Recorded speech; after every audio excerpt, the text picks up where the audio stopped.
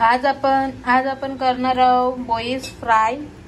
तर आपण हे बोईस घेतल्यान यांना आपण मस्त फ्राय करणार आहोत। तर चला पुढे याची आपण रेसिपी बघूया कशी काय आहे ती। तर आपण बनवणार आहोत बोईस मस्त फ्राय। तर आपण इथं बोईस घेतल्यान 5 बोईस आहेत। तर आता आपण याला फ्राय कसं करायचं ते दाखवते मी तुम्हाला। ये बोईस आहेत आपलं आणि ये अद्रक लसूण मिरची कोथिंबीरची पेस्ट आपण वाटून घेतलेली आहे ती टाकणार आहोत आपण याच्यात। जो आहे आपला आगरी मसाला, चवीनुसार मीठ, धना जिरा पावडर, कोथिंबीर, काश्मीरी मसाला आणि लिंबू आणि आपण तलासाठी तेल वापरणार आहोत। तर याला आपण मॅरिनेशन करून घेऊ आणि मग तुम्हाला दाखवते कसं काय करायचं। लिंबू अर्धा याच्यात पिळून टाकले। आता याच्यात आपण जे सगळं मसाला काढलेला ते सगळं मसाला टाकून घेऊ आणि अद्रक लसूण मिरची कोथिंबीरची पेस्ट जी तुम्हाला मगाशी दाखवली ती आपण 1 चम्मच टाकून घेणार आहोत आणि आता याला मस्त आपण मिक्स करू।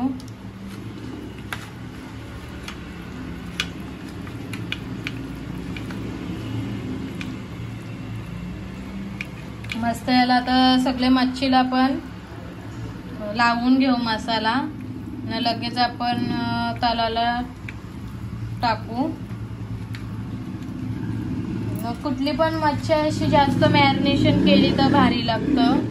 अशी पण केली तरी भारीच लागतं। आपले आगरी कोली लोकांचा मसाला जाम भारी असतं म्हणून लगेच करा किंवा नंतर करा त्याला टेस्ट यायची ती येतच। पण मॅरिनेशन केल्यावर तर अजून जास्त टेस्ट येईल। तर चला आता आपण हे फ्राय करायला टाकू। मस्त आपला सर्व मच्छीला मसाला लावून झालाय। आता आपण फ्राय करू। तर चला आपला मस्त तेल गरम झालेला आहे आता।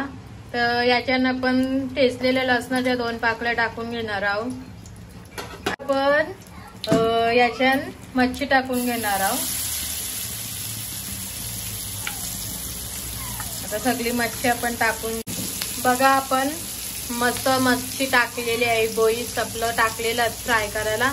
आता आपण एके साईडची शिजवून घेऊ। एके साईडची शिजलं का तुम्हाला दाखवते। जास्त टाइम नाही लागत मच्छी फ्राय व्हायला।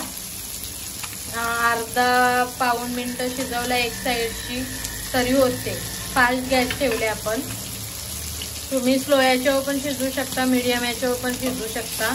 आपण आता लगेच याला पलटी करून घेणार आहोत कारण की आपण गॅस फास्ट ठेवले म्हणून। बघा मस्त पलटी केले। आता याला आपण मीडियम गॅसवर शिजवून घेऊ।